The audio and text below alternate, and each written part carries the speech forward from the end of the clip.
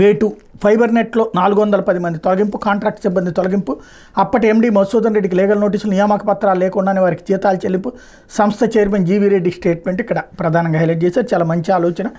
ఎవరైతే రాజకీయంగా వాడుతూ ఉన్నారో వాళ్ళకి సంబంధించిన తొలగింపులు మంచి ఆలోచన. కాకపోతే ఇప్పుడు కూడా రాజకీయ అపాయింట్మెంట్ లేకుండా చూసుకోవాల్సింది. ఇకపోతే భవన నిర్మాణాలకు అనుమతులు ఇక సులువే. 15 మీటర్ల ఎత్తు వరకు స్వీధృవీకరణ చాలు, గుర్తింపు ఉన్న నిపుణులతో దరఖాస్తులు అప్లోడ్ చేయించాలి. 500 చదరపు మీటర్ల విస్తీర్ణం దాటిన అపార్ట్మెంట్లలో సెల్లార్కి అనుమతి. భవన నిర్మాణ నిబంధనలు సడలించిన ప్రభుత్వం. భవన నిర్మాణాలకు దరఖాస్తుల ప్రక్రియ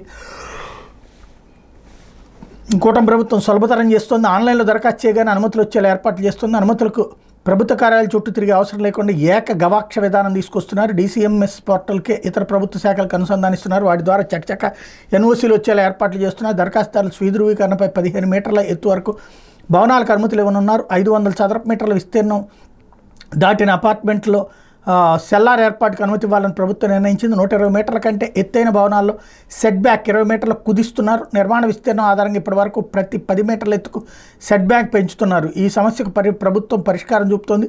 సవరించిన భవన నిర్మాణ నిబంధనలపై ప్రభుత్వం గెజిట్ నోటిఫికేషన్ విడుదల చేసింది. అభ్యంతరాలు పరిశీలించి జనవరి మొదటి వారంలో జీవో జారీ చేయబోతుంది అన్నటువంటి వార్తను హైలైట్ చేస్తే చాలా మంచి కాన్సెప్టు, అద్భుతమైనటువంటి అవకాశం అవుతుంది. ఇప్పుడు తిరుపతిలో అన్నమయ్య విగ్రహానికి శాంతాక్లాజ్ టోపీ బిచ్చగాడి పని అని వెల్లడించిన పోలీసులు. తిరుపతి రాయల చెరువు రోడ్డు కూడల్లోని అన్నమయ్య విగ్రహానికి గుర్తులేని వ్యక్తులు శాంతాక్లాజ్ టోపీ తొడగడంపై వివాదం నెలకొంది.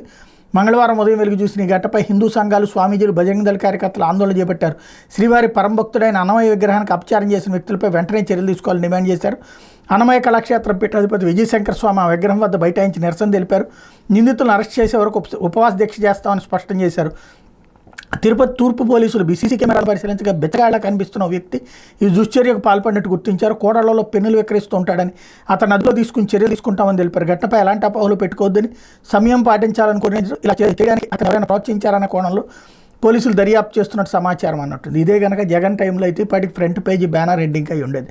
నెంబర్ 1. నెంబర్ 2 వచ్చేటప్పటికి అదేందో పిచ్చోళ్ళు, బిచ్చగాళ్ళు, ఓన్లీ హిందూ దేవతలకి, హిందువులకు సంబంధించినటువంటి అంశాల జోలికి ఎందుకు వస్తుంటారో అర్థం కాదు. ఇదివరకు ఇదే మాట మాట్లాడినట్టు తెలుగుదేశం ఇప్పుడు